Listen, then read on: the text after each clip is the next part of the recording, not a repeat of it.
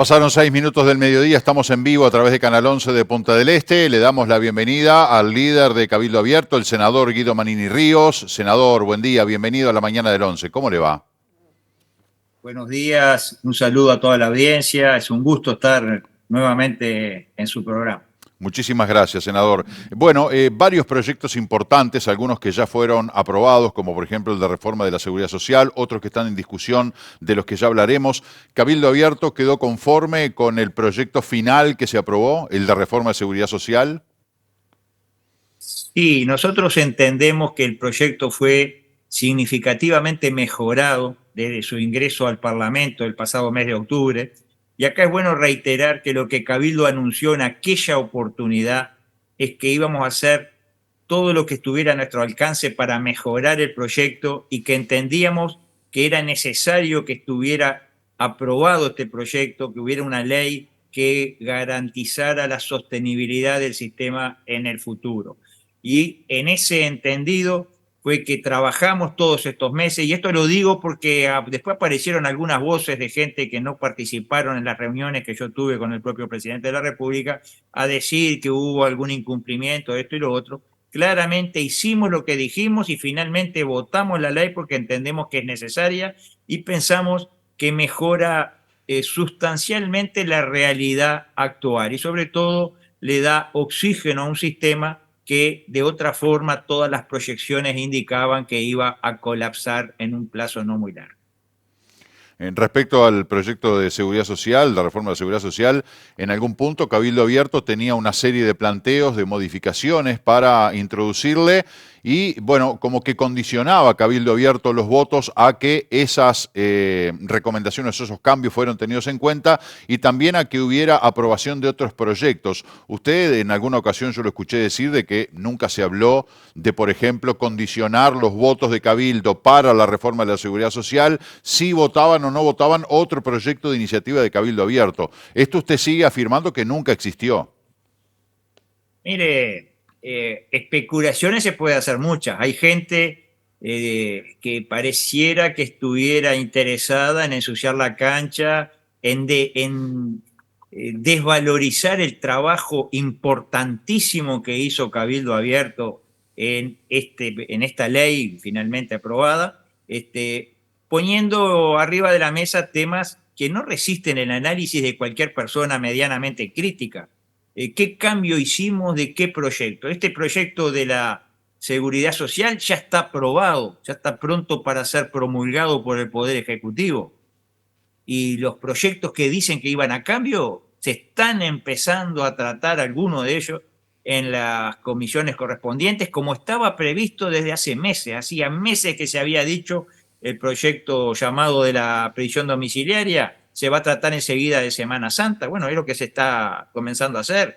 El proyecto de la reparación de las víctimas de las organizaciones armadas, hace 2 años que está en la vuelta, un proyecto de estricta justicia, hasta el propio Tabaré Vázquez quiso llevar adelante lo que dice ese proyecto. Es decir, atar una cosa a la otra es buscar ensuciar la cancha. Ya salió algún connotado senador frente amplista a hablar del peaje y del chantaje y de esto y de lo otro. A todos les sirve ensuciar. Cuando se trata de Cabildo Abierto, a todos les sirve ensuciar la cancha. Yo creo que hay que remitirse a los hechos. ¿Hubo alguna ley previa a la votación nuestra? Hemos votado, la ley se va a promulgar y ahora se están tratando nuestros proyectos como se vienen tratando otros de hace mucho tiempo. Quisiéramos tratar, por ejemplo, y para nosotros es muy importante, el proyecto que establece el delito de prevaricato de jueces y fiscales. Y eso no hay disposición a tratarlo. Quisiéramos tratar el proyecto por el cual el Senado deba dar la venia para las concesiones a largo plazo. Y eso no hay ni miras de tratarlo. Podíamos haberlo puesto en ese chantaje, en ese peaje que dicen algunos. Queremos, y ahí sí vamos a trabajar, y no es parte de ninguna negociación claramente, el proyecto de las deudas de las personas físicas. Bueno, si hubiéramos ido a un peaje o chantaje, hubiéramos exigido que aprobaran ese otro proyecto, que es un proyecto, yo creo que debe generar gran preocupación en todo el sistema político. Bueno, claramente, yendo a su pregunta, los muestran que Cabildo negoció nada más que las cosas que están en el propio proyecto o ley ya de la reforma de la seguridad social. Eso fue lo que nosotros planteamos, exigimos, y después no hubo moneditas de cambio como algunos sugieren.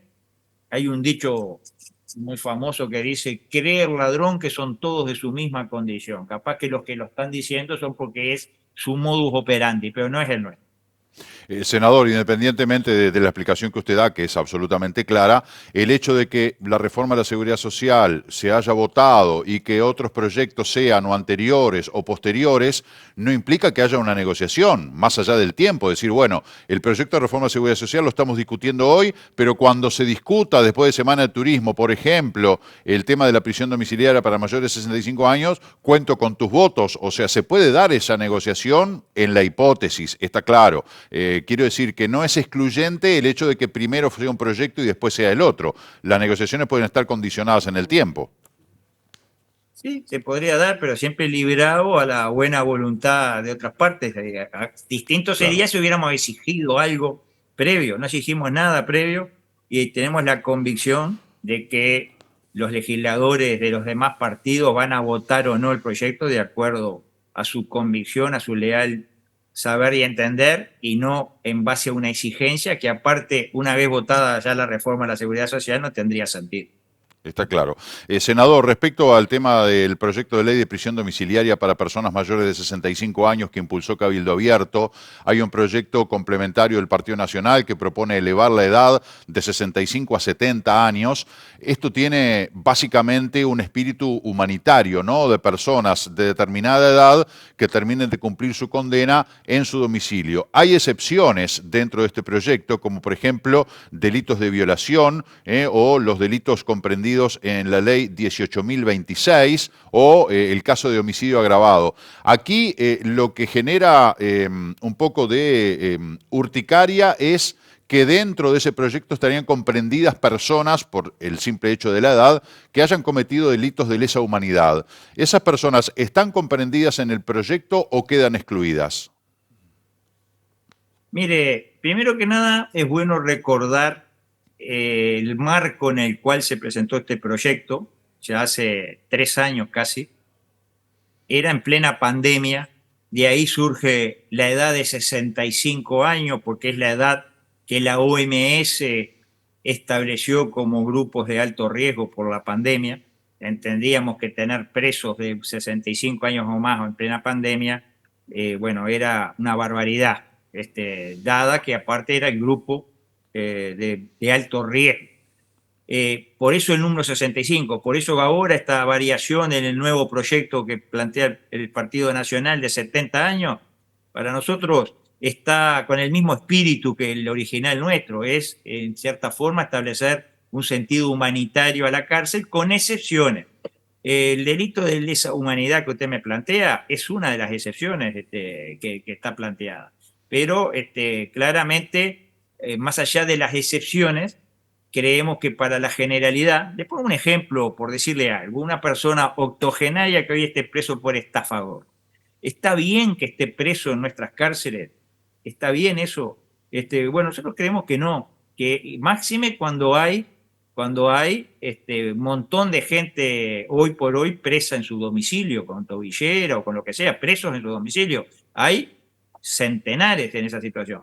Bueno, lo que nosotros queremos es que no quede al libre arbitrio de un magistrado que a veces puede actuar con algún sesgo, sobre todo en determinados temas. Hemos visto actuación de los magistrados con determinados sesgos, de algunos magistrados, no quiero generalizar. Creemos que esta ley al menos pone cierta justicia en cuanto a que todos los que cumplan con determinado rango de edad, determinada situación y no estén exceptuados por los delitos que expresamente se establecen, usted los mencionaba, pensamos que es una ley que va a mejorar y va en el sentido de una humanización del sistema carcelario. O sea que aquellas personas que estén presas por haber cometido delitos de violación de los derechos humanos, los militares que están presos en las cárceles, por ejemplo, la cárcel de Domingo Arena, quedan excluidos de este proyecto de obtener el beneficio de prisión domiciliaria.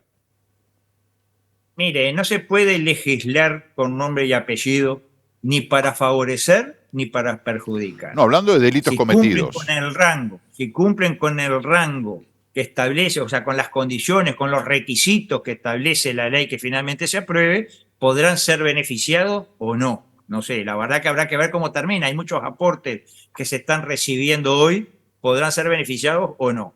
Pero claramente no se puede legislar para que estos no queden en libertad o para que estos queden en libertad. Acá hay que legislar en general y abarcar todos los posibles presos detenidos que estén, que cumplan con los requisitos que establezca la ley una vez que se apruebe. La ley está en plena discusión, todos los días se reciben aportes, se reciben delegaciones. Bueno, cuando se apruebe, vaya a saber cuándo, esa ley va a establecer requisitos. Los que cumplan estarán comprendidos, los que no cumplan estarán comprendidos, pero no podemos decir estos no van a salir o estos van a salir. Yo creo que es ponerle nombre y apellido a las cosas. Bueno, con nombre y apellido dicen que era el proyecto original de Cabildo Abierto, ¿no? Desde la propia coalición han dicho, este proyecto tenía nombre y apellido, con estas modificaciones que se le están haciendo va a ser más abarcativo, como señala usted, pero sin decir nombres, fulano, mengano y sultano, podemos decir, bueno, las personas que hayan cometido delitos de lesa humanidad quedarán excluidas de este proyecto de ley. Eso es lo que a la gente más le preocupa, que dice, bueno, no me parece justo que los delitos de lesa humanidad, que son imprescriptibles, esas personas que los cometieron gocen de un beneficio de prisión domiciliaria por la gravedad del delito que cometieron, así como los homicidios agravados y las violaciones. Sí, sí, está bien. Claramente hay principios del derecho que hay que respetar. En nuestro país las leyes tienen vigencia en determinada fecha y comprende y alcanza a aquellos que las infringen después de que están en vigencia. Eso de la irretroactividad de la ley penal es uno de los principios cardinales del derecho, que habrá que respetar el no juzgar dos veces a una misma persona, habrá que respetar un montón de principios que muchas veces no se respetan, pero claramente lo que usted dice, los que están exceptuados por el texto de la ley, no estarán comprendidos.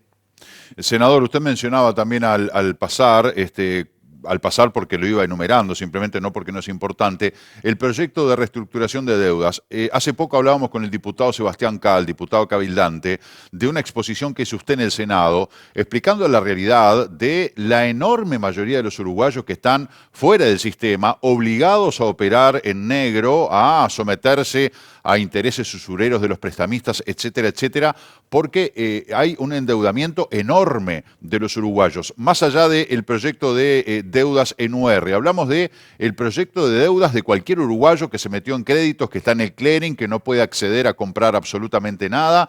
¿En qué está este proyecto?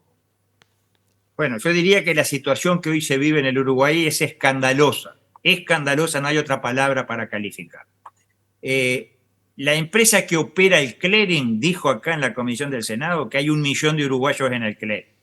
Si nosotros consideramos que muchos de ellos son jefes de familia, representan una familia, podemos decir, sin ser tachados de exagerados, que hay medio Uruguay hoy en el clearing con problemas de pago de sus deudas. El presidente del Banco Central, el señor Labat, dijo en la comisión del Senado que trata este tema que hay 633.000 uruguayos que son considerados deudores irrecuperables. Es decir, las 2/3 partes de los que están en el clearing son irrecuperables. O sea que la expectativa de cobro que tienen los acreedores sobre esa gente es prácticamente que cero. Entonces, ante un problema de esta envergadura, lo que nosotros hemos planteado, y ya lleva un tiempo, este proyecto lo presentamos hace 1 año y pico, ante un problema de esta envergadura, el sistema político no puede seguir mirando para el costado, no puede seguir mirando y haciéndose el que no tiene nada que ver. El señor Labat dijo algo que no compartimos, que esto es un tema entre privados, que el Estado no se puede meter, que no se pueden cambiar las reglas de juego. Nosotros le decimos que no. El Estado se puede meter, se debe meter, y sobre todo si consideramos que la situación actual en buena parte está condicionada por una ley que aprobó este Parlamento en las legislaturas anteriores, en el año 2007, la ley 18.212, una ley que ampara a la usura pura y dura, ampara a los prestamistas para que presten hasta intereses cercanos al 200%. Eso es así, o sea que el propio Estado tiene cierta responsabilidad al haber aprobado esa ley, una ley que llevó la firma del contador Astori y el aval del contador Vergara. Hay que recordarlo eso, hay que recordarlo porque la gente tiende a olvidarse. Y ha sido en buena parte responsable de la situación que se está viviendo hoy. Tenemos derecho a cambiar las reglas de juego y tenemos derecho a intervenir en temas entre privados porque esos privados están actuando en diferente posición de poder. Es como dejar que negocie el lobo con las ovejas y dejarlo, bueno, que se arreglen entre ellos. No, el Estado tiene la obligación de proteger al más frágil, de proteger a aquel que no tiene quien lo defienda. Tenemos la obligación de atender este problema. Entonces, Cabildo Abierto presentó un proyecto. Ahora, como ese proyecto fue rebotado en el Senado, en el plenario del Senado, con los votos de los demás partidos, volvió a comisión, les hemos introducido algunas mejoras a ese proyecto, lo estamos presentando en estos días con las mejoras que incluye las deudas con el Estado, partiendo de la base que el Estado es tal vez el principal usurero en este país, y además queremos definir claramente el concepto de deuda justa. Es decir, qué es lo que realmente debe el deudor, que no es lo que dice el acreedor que debe, sino que tiene que ir al sentido común, al reajuste de lo que se le prestó, más un interés razonable y no lo que hoy están pretendiendo cobrarle. Bueno, ese proyecto pensamos que tiene que ser de interés de todos los partidos. Aspiramos a que haya una ley de consenso entre todos los partidos. El Frente Amplio, que como acabo de decir, en buena parte, en buena medida es el padre de la criatura, el padre del problema, por la ley esa que aprobó en el 2007 y que impulsó y que se olvidó totalmente del ciudadano de a pie, del trabajador. Bueno, el Frente Amplio en estos últimos días presentó un proyecto que es muy similar al que rechazó en noviembre. Seguramente lo hace ante nuestra advertencia de que si no hay ley habrá plebiscito. Entonces el Frente Amplio presentó un proyecto que lo estamos analizando y que probablemente lo incorporemos a el proyecto que estamos armando nosotros. A todas luces es insuficiente el proyecto del Frente Amplio, pero es un avance, por lo menos están demostrando por primera vez sensibilidad en este problema. Y las autoridades económicas del Partido Nacional nos han dicho que van a presentarnos también en estos días un proyecto. Vamos a tratar, si esos proyectos son compatibles, hacer uno solo con el nuestro y lograr una ley de consenso. Eso sería el ideal. Lo que no se puede es no enfrentar este problema de una vez por todas desde el sistema político. Senador, ¿y esa ley de consenso qué tendría un espíritu de a esa cantidad de uruguayos endeudados y de repente pidieron 50.000 pesos y hoy deben 1.000.000? Bueno, vamos a establecer una deuda razonable, pagable, para de alguna manera ayudarlos a entrar de vuelta en el sistema formal, para automáticamente sacarlos del clearing. ¿Por dónde irían los caminos para regularizar la situación de tantas familias? Es así como usted dice. Básicamente, esto tiene varios aspectos, pero básicamente es ir al concepto de la deuda justa. Mire, nosotros tenemos testimonios de una persona a la que le prestaron 30.000 pesos, perdió el empleo, durante 7 años no pudo pagar, cuando quiso volver a pagar porque tuvo empleo nuevamente, le dicen usted está debiendo 1.365.000 pesos. Lo tenemos documentado eso. Y casos como ese, similares a ese, muchísimos. Bueno, nosotros decimos, vamos al concepto de deuda justa. Le prestaron 30.000 pesos, lo reajustamos al momento que se va a pagar por IPC, se le suma un interés razonable que cubra los gastos al prestamista y esa es la deuda justa que debe pagar el deudor una vez reestructurada su deuda en base a nuestro proyecto y darle la oportunidad de que pague. No estamos hablando de un perdón a tutti y estamos hablando también de deudores de buena voluntad, no del avivado que siempre los puede haber. Deudores de buena voluntad, se demuestra que perdió el trabajo, se demuestra que le cambiaron las condiciones por esta razón o por la otra, y de esa forma está comprendido en el proyecto. Seguramente de esos centenares de miles de uruguayos, una buena parte va a estar comprendido en esto. Ir a la deuda justa. Vuelvo a lo que le dije al principio. La expectativa de los acreedores hoy es de cobro cero. Con el concepto de deuda justa vigente, seguramente van a recuperar algo, no lo que pretenden. En el caso de esta persona de 30.000 pesos que estaba mencionando, la deuda justa es 100 y poquito de 1.000 pesos, 10 veces menos de lo que le quieren cobrar. Pero esa persona, 10 veces menos, probablemente lo pueda pagar.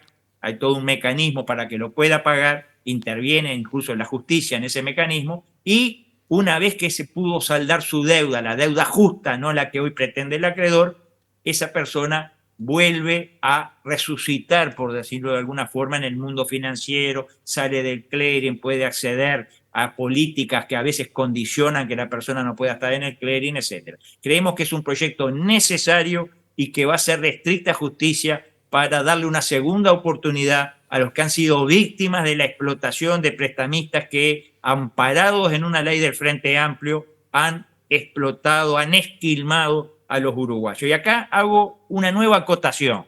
Hace 2 días, escuchábamos la proclama del PIT-CNT el 1 de mayo. No vimos una sola palabra referido a la usura y a este problema. Y decimos, ¿dónde estuvo el PIT-CNT en estos 15, 16 años desde esta ley 18.212 en defensa de los trabajadores? Son capaces de paralizar el país porque los trabajadores perdieron un 2% del poder adquisitivo en este periodo por la pandemia o por lo que sea, pero no son capaces de defender al trabajador de estos intereses de usura que vienen pagando desde hace años. Ningún dirigente sindical miró el recibo de sueldo de los trabajadores y no ve que desde el líquido legal a lo que terminan cobrando baja menos de la mitad porque tienen que pagar los intereses de estos prestamistas usureros. Nadie levantó la voz en defensa de los trabajadores. ¿No se supone que están para defender a los trabajadores o están para defender a los prestamistas? Bueno, este tema está arriba de la mesa. Creemos que es fundamental que se vaya a fondo y Cabildo Abierto está dispuesto a ir a fondo en el tema. Senador, yo le agradezco mucho por su tiempo. Nos quedan temas más que nada político-electorales, pero eso será más propicio abordarlo más adelante. Muchas gracias por dedicarnos estos minutos.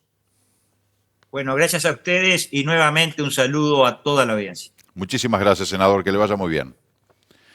Bueno, como no son tiempos no son tiempos electorales, no vamos a decir o a ser contrarios o incoherentes, ¿no? Cuando criticamos, decir, muchachos, es tiempo de trabajar, no vamos a estar asusando a los candidatos. Bueno, usted va a ser candidato, como yo en lo personal, me parece que no es momento de hablar de candidaturas, por lo tanto, tampoco lo pregunto. 12:29 del mediodía, móvil en vivo. Laura, adelante. Gracias, Marce. Nosotros continuamos por aquí por Pan de Azúcar. Abrimos nuevamente la ventanita del móvil para despedirnos contándote que esta inauguración que acaba de culminar hace apenas unos minutitos tuvo la presencia de varios vecinos de la zona que se arrimaron hasta aquí contentos por lo que estaba sucediendo y también de autoridades como es por ejemplo el alcalde que lo mencionábamos y también la diputada por el Frente Amplio Lourdes Ontaneda. Importante la presencia de Lourdes Ontaneda aquí porque es una de las vecinas, además de Pan de Azúcar, recordemos que ella vive aquí, que ha peleado por la vuelta de una base de emergencias médicas en Pan de Azúcar. Una base de emergencias que hace unos 5 años que no estaba funcionando por aquí, funcionó durante un tiempo, luego se levantó y que habían quedado bastante aislados, ¿no? Cada vez que sucede un accidente, Pan de Azúcar es un lugar donde además los vecinos están bastante preocupados por esa situación. Había que recurrir a las ambulancias o de Piriápolis y en algunos casos nos comentaban también que hasta llegaban a venir desde José Ignacio. Imagínate el tiempo que requería eso. Bueno, contentos por la llegada de esta base de emergencias aquí a la zona, un lugar además céntrico, como te decía, Ituzaingó y Leonardo Olivera, de fácil acceso y que va a proporcionar esa tranquilidad además a los vecinos de la zona. Brevemente también charlamos con el alcalde de Pan de Azúcar, Alejandro Echavarría, material que vamos a estar compartiendo en 11 Noticias, de esta situación en particular de los accidentes que te mencionaba, vecinos del lugar que están bastante preocupados porque son muy frecuentes y que bueno, y que desde el municipio se está trabajando para tratar de disminuir la cantidad obviamente que el deseo sería erradicar, pero están tratando de disminuir la cantidad de accidentes que suceden aquí en la zona, sobre todo en la zona céntrica, ¿no? Con el aumento de inspectores, la educación, una escuelita de tránsito que también se va a inaugurar. Así que bueno, desde Pan de Azúcar, desde Zona Oeste, se está trabajando mucho para que el tema accidentes y el tema de emergencias se limiten o se eliminen. De esta forma nosotros nos tenemos que despedir del móvil del día de hoy, con solcito a pleno que llega a este mediodía aquí en Zona Oeste, una mañana, como te decía, preciosa. Y ya de paso, mirá, Marce, voy a aprovechar a saludar a Laura de León, de Laura Peinados, a quien le mandamos un beso grande, que siempre me olvido de saludarla, pero hoy mirá cómo te hago, mirá, así, luciendo el brashing de mi amiga Laura. Así que el agradecimiento, que está siempre al pendiente, más allá del peinado y de estar prolijas, buscando la salud, ¿no? La salud del cabello en este caso, que también es parte de la salud integral que tiene que tener uno, cuidar el cabello, la caída, bueno, y demás. Así que el saludo grande para Laura, que está siempre al pendiente cuidándonos. De esta forma y cumpliendo con los saluditos pertinentes, cerramos el trabajo del día de hoy. Te mando un beso y nos reencontramos mañana. Muy bien, muchas gracias, Laura. Gracias también a Marcelo Biurrum por el trabajo en la Cámara. Despedimos a nuestros compañeros desde la zona oeste del departamento de Maldonado. Hacemos la última pausa, 12:32, ya venimos.